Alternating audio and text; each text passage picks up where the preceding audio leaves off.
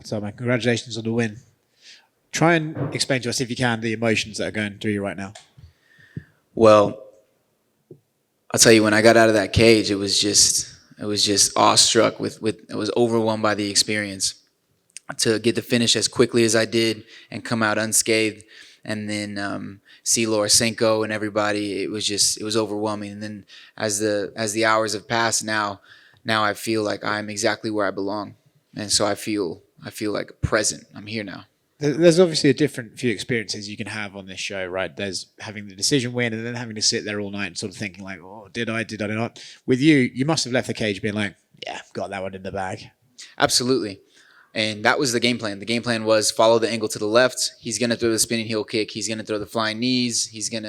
We knew he was going to throw the fancy attacks, and followed the angle. And as soon as I started touching him with those punches, and when we went body to body and clinched up, I knew that I had him where I wanted him. So when that knee landed and it was over as quickly as it was, I knew. It was a beautiful finish, I have to say, by the way. It was great precision. Thank you, sir. Were you able to have any words with Dana after the fight?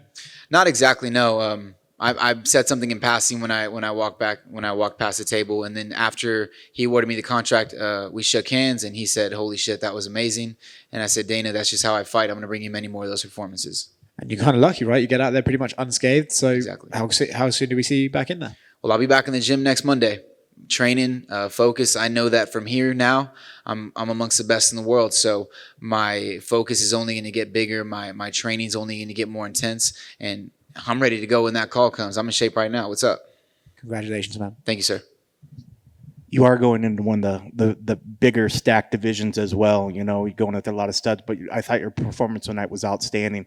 How soon till you think you can actually be making an impact to the top of the division? If I'm being realistic,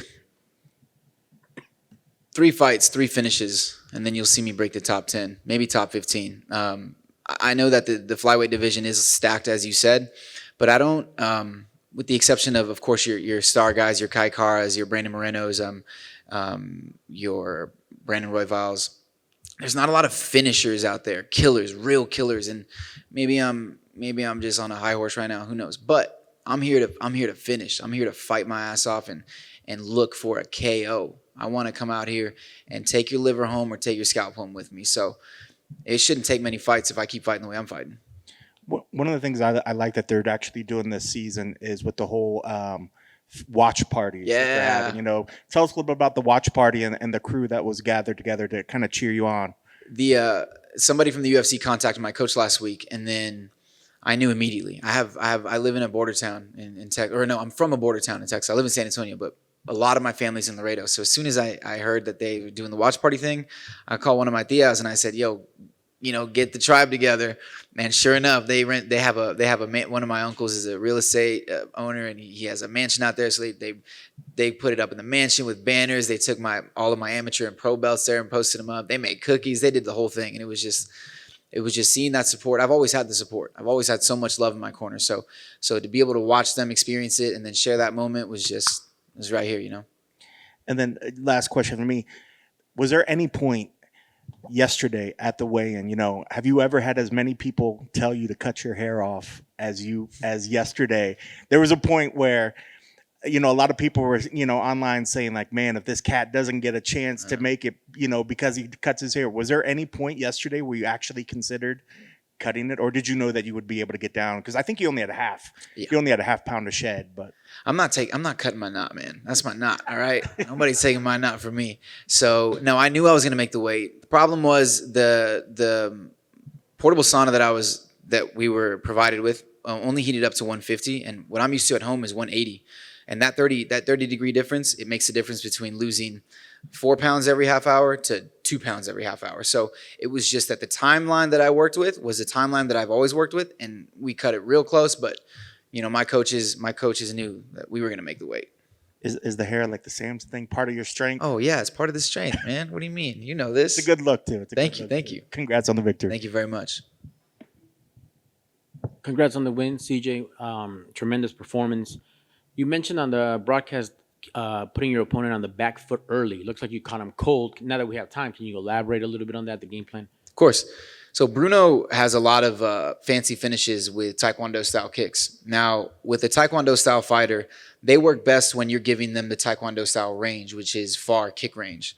Now, the game plan was don't give him that range. Make him fight off his back foot. Now, when he's fighting off the back foot, yes, he can still throw a couple techniques, but not with the same range and like same comfort that he can if I'm backing up, if I'm circling around. Every time he knocks these guys out with these spinning heel kicks, they're giving him the range. They're playing into the right side where the kick is coming. They weren't smart enough to avoid it.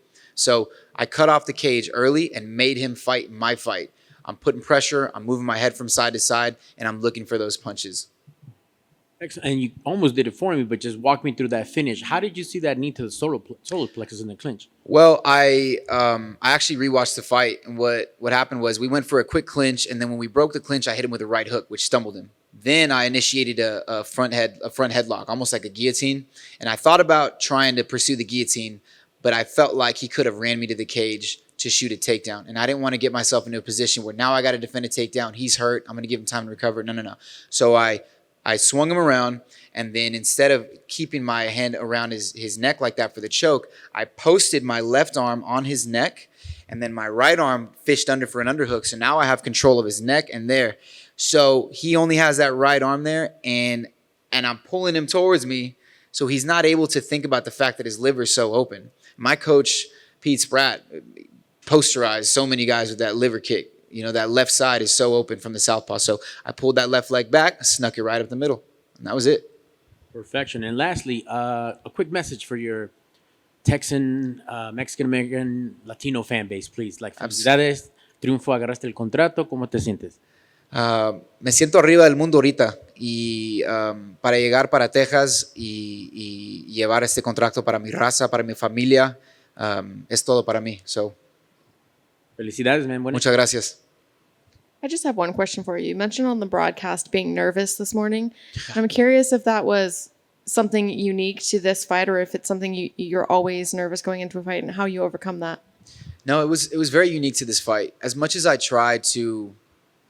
always try to tell myself like this is just another fight, it's still a fight, and it's still a fight.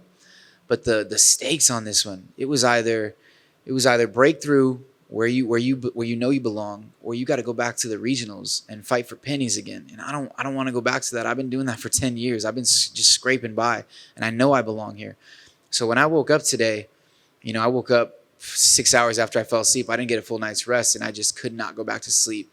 And my legs felt like noodles. I just felt like my legs weren't recovered. And I tried to take a bath, take a shower, and there was nothing I could do to avoid the fact that, hey, this pressure is real. And now you either go out there and put on a show and put this man to sleep, or you're going to leave here with a lot of regret. And I know that route. I know that regret route. I've been there. I've been down that route of shame that a fighter can feel when they don't perform the way they want to perform. And I wasn't going to do that. And the way that I dealt with it was just let the day go by. I played Rocket League with my brother in the room and tried to just keep it as casual as it could be. And then as the fight gets closer, it becomes more of a moment thing. Like, oh, we're here in the moment. We're here now. Count your breathing. Look at your surroundings and just lock in. And once I locked in when I was in the locker room, then I settled in and everything felt fine.